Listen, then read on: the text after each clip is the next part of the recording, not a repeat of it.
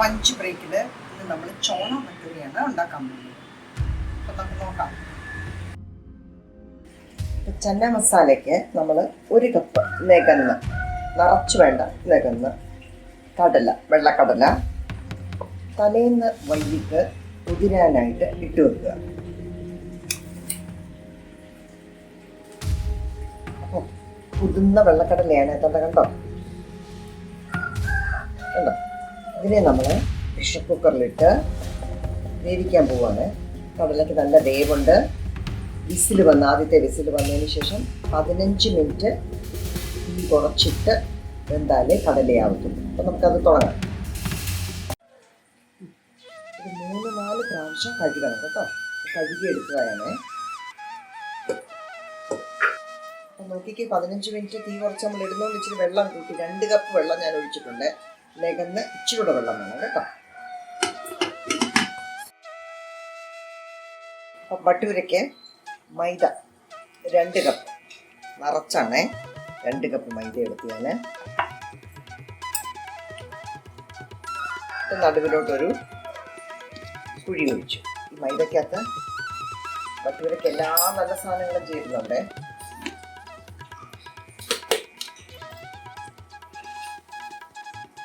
ഒരു ചെറിയ table spoon പഞ്ചസാര,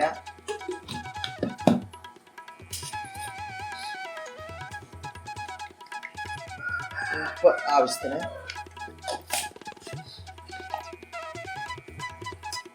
ഒരു മുട്ട,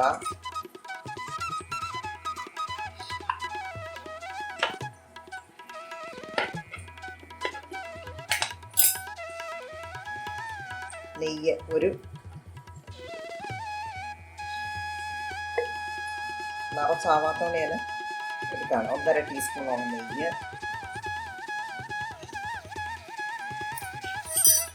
2 ടേബിൾ സ്പൂൺ തൈര്,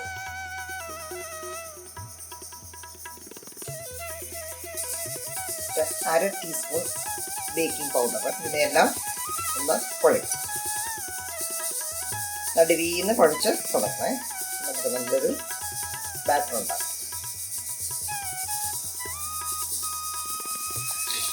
അപ്പം മുട്ടയും തൈരും അതിൻ്റെ അകത്തൊക്കെ ഒന്ന് കുഴച്ചു. ഇനി നമ്മൾ പാലൊഴിച്ചാണ് കുഴക്കുന്നത്. ആവശ്യത്തിന് പാലൊഴിച്ച്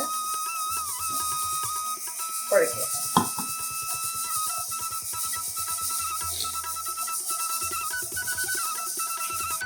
അപ്പം എല്ലാം കുഴച്ച് റെഡി ആയിട്ടുണ്ട്. ഇനി ഇത് ഡ്രൈ ആയി പോകാതിരിക്കാൻ ഒരു നനഞ്ഞ തുണി അതിൻ്റെ പുറത്ത് മൂടിയിടുക. ഒരു അരമണിക്കൂർ റെസ്റ്റ് ചെയ്യാം. ചന്ന മസാലയുടെ അരപ്പിന് വേണ്ടിയ സാധനങ്ങൾ നമ്മൾ ഒരു 4-5 കഷ്ണം, 5-6 കഷ്ണം വെളുത്തുള്ളി, ഒരു ഇഞ്ചി ഇച്ചിരി വലുപ്പമുണ്ട്, 2 കൊച്ചു ഉള്ളിയും കൂടെ, 2 കൊച്ചു സവോളയും കൂടെ. ഇത് നമ്മൾ മിക്സിയിൽ അരച്ചെടുക്കും. 2 വലിയ സവോള അരിഞ്ഞെടുക്കും, 2 തക്കാളി. ഇനി പൊടികൾ വേണ്ടിയത് പൊടി നമ്മൾ ഇടുമ്പോഴായിട്ട് പറഞ്ഞുതരാം. ചന്ന മസാലയ്ക്ക് നമ്മൾ വെളിച്ചെണ്ണ എടുക്കത്തില്ല, റൈസ് ബ്രാൻ ഓയിലാണ് ഞാൻ ഉപയോഗിക്കുന്നത്.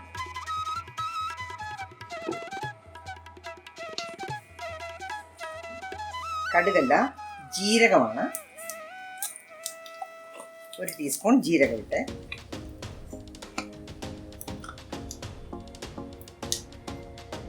അതൊന്ന് പൊട്ടുന്നുണ്ട്.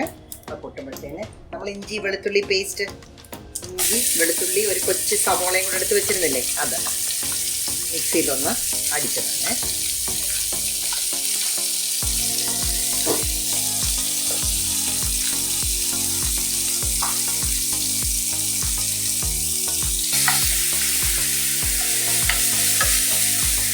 അതിൻ്റെ പച്ചമണം കൊണ്ട് പോട്ടെ.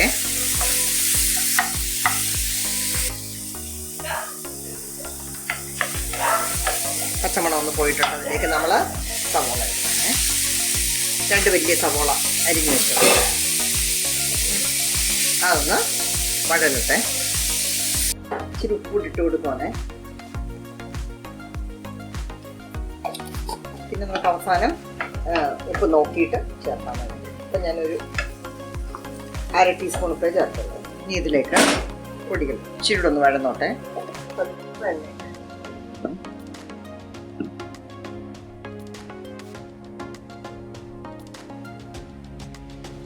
ഒരു 1/4 സ്പൂണ്,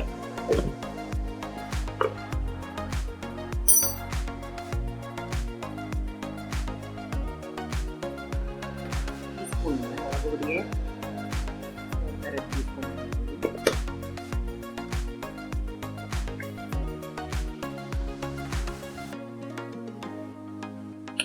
2 ടീസ്പൂൺ മല്ലിപ്പൊടി. നമ്മൾ ഗരം മസാല അതിൻ്റെ തികത്തില്ല, അതിന് പകരം നമ്മൾ ചന്നാ മസാല ഇടുന്നത്, അതുകൊണ്ട്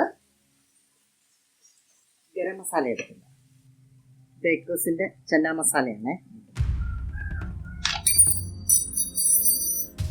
1/2 ടീസ്പൂൺ ചന്നാ മസാല.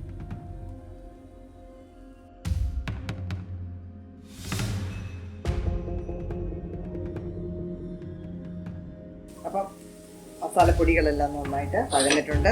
അതിലേക്ക് 2 തക്കാളി നല്ല പേസ്റ്റായിട്ട് അടിച്ചത്, അല്ല അരിഞ്ഞിട്ടാലും മതി കേട്ടോ. 2 തക്കാളി,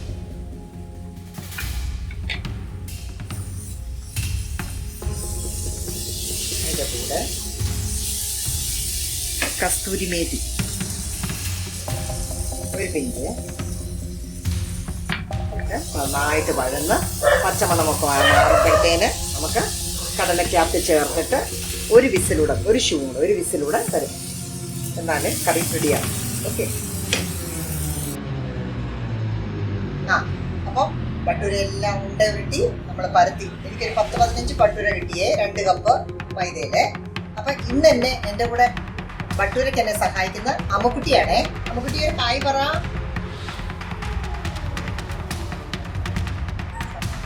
അധികം തിന്നായിട്ട് പരത്തില്ല, സ്വല്പം കട്ടി വേണം, എന്നാലേ നന്നായിട്ട് പൊങ്ങി വരത്തുള്ളേ. അപ്പോൾ എല്ലാം പരത്തിയിട്ടുണ്ട്. ഇനി നമുക്ക് ഭട്ടൂര ചുട്ടെടുക്കും.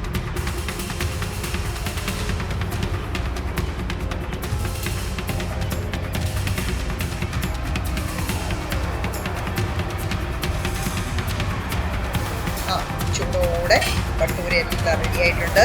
അതേപോലെ തന്നെ ചന്നാ മസാല, മസാലയെല്ലാം അരപ്പെല്ലാം അരച്ച് വഴറ്റിയത് പ്രഷർ കുക്കറിൽ ഒന്നുകൂടിട്ട് 1 വിസിൽ വന്നു കഴിഞ്ഞപ്പോൾ നിർത്തിയതാണ്. അഥവാ അത് കുറുകി പറ്റിയില്ലെങ്കിൽ ഒന്നുകൂടെ തിളപ്പിച്ചോണം. ഇച്ചിരി കുറുകലാണ് നല്ലത്. ഇത് മല്ലിയിലയും കൂടെ ഇച്ചിരി ഉണ്ടായിരുന്നെങ്കിൽ കൊള്ളായിരുന്നു, എനിക്കിന്ന് അവൈലബിൾ അല്ലായിരുന്നു. അപ്പം നല്ല സ്വാദിഷ്ടമായ ഭട്ടൂരയും ചന്നാ മസാലയും റെഡി. എല്ലാവരും ഒന്ന് പരീക്ഷിച്ച് നോക്കുക.